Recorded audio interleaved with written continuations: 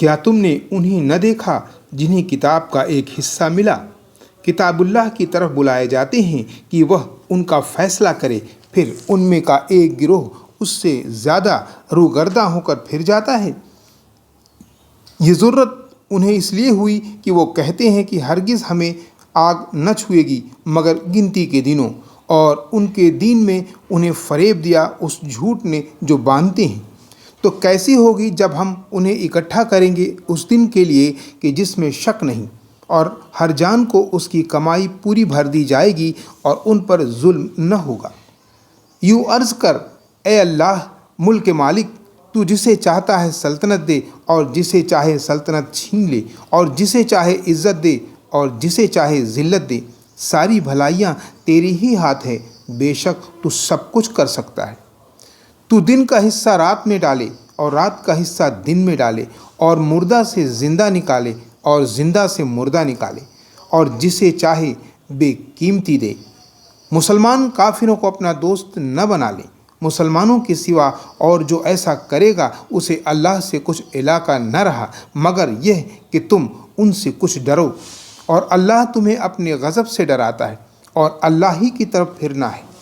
تم فرما دو کہ اگر تم اپنے جی کی بات چھپاؤ یا ظاہر کرو، اللہ کو سب معلوم ہے، اور جانتا ہے جو کچھ آسمانوں میں ہے اور جو کچھ زمین میں ہے، اور ہر چیز پر اللہ کا قابو ہے۔ جس دن ہر جان نے جو بھلا کام کیا ظاہر ہوگی، اور جو برا کام کیا امید کرے گی، کاش مجھ میں اور اس میں دور کا فاصلہ ہوتا، اور اللہ تمہیں اپنے عذاب سے ڈراتا ہے، اور اللہ بندوں پر مہربان ہے۔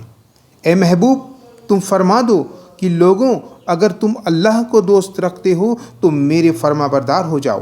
اللہ تمہیں دوست رکھے گا اور تمہارے گناہ بخش دے گا، اور اللہ بخشنے والا بڑا مہربان ہے۔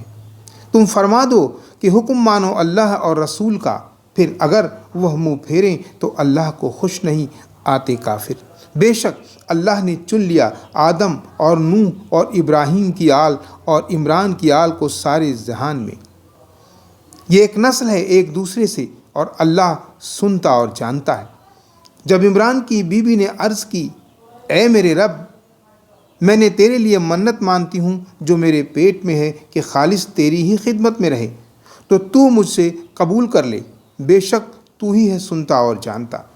پھر جب اسے جنا بولی، اے رب میرے، یہ تو میں نے لڑکی جنی، اور اللہ کو خوب معلوم ہے جو کچھ وہ جنی، اور وہ لڑکا جو اس نے مانگا اس لڑکی سا نہیں، اور میں نے اس کا نام مریم رکھا، اور میں اسے اور اس کی اولاد کو تیری پناہ میں دیتی ہوں راندے ہوئے شیطان سے۔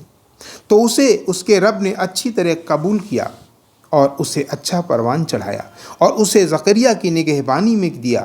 اور جب زکریا اس کے پاس اس کی نماز پڑھنے کی جگہ جاتے، اس کے پاس نیا رزق پاتے، کہا، اے مریم، یہ تیرے پاس کہاں سے آیا؟